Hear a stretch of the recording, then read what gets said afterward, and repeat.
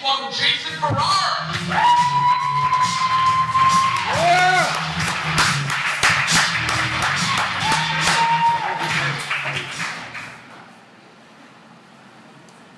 Saw my reflection in that window over there.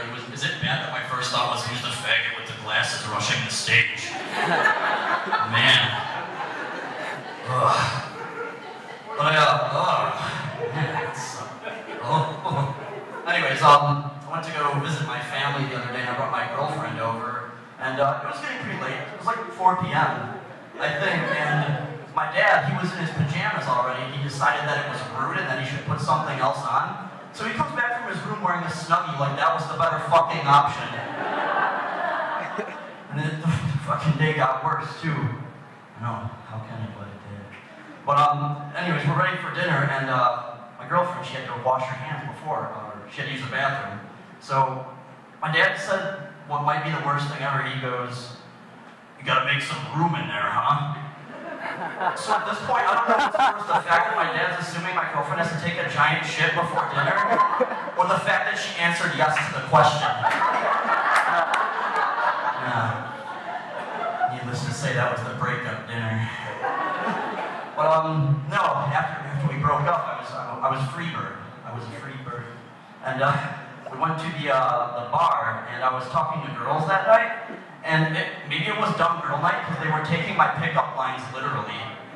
I go up to this one, I'm like, "Hey, what's cooking? Good looking?" She goes, "I don't smell nothing." And I was like, "Oh, fucking conversation over." I moved on. And I leaned over this one, she was sitting down, and I was like, "Hey, baby, do your legs hurt? Because you've been running through my mind all day." She's like, "I'm paralyzed from the waist down. Didn't you see the wheelchair?" Yeah, I got game. I'm really good. College life, I'm telling you. I hated high school. One of my teachers, he was a major dick. He would hand back failed tests with a McDonald's application stapled to it. Yeah. And don't get me wrong, some people deserve it. Like the kid behind me goes, "Doesn't he know I already work there?" It's probably why he still works there to this day. Sorry.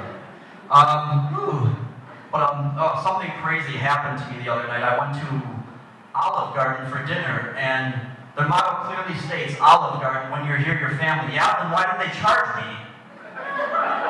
Why the hell was I charged for my meal? I've never been to a family gathering where Grandma's like, "How was dinner, Jason? Was it good?" "Yeah, Grandma, that fucking rocked, thank you." "Oh, that'll be $12.95. Well, that's weird, because unless you want 2 broken legs, it better be free. I hate her. But her 90th birthday's coming up. Better be her fucking last one, too. Don't judge yet. They're so boring. Her parties are so boring. Have you ever heard that phrase, "Man, this is worse than watching grass grow"? My grandpa was the first man to say that at one of her birthday parties. The first man in the universe.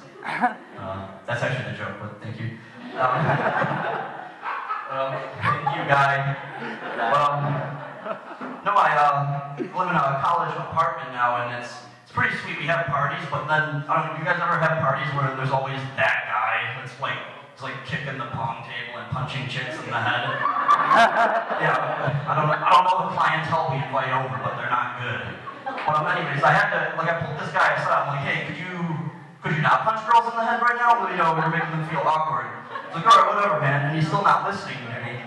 So at that point, I had to make something up to actually get him to leave. I'm like, "Buddy, come here for a minute.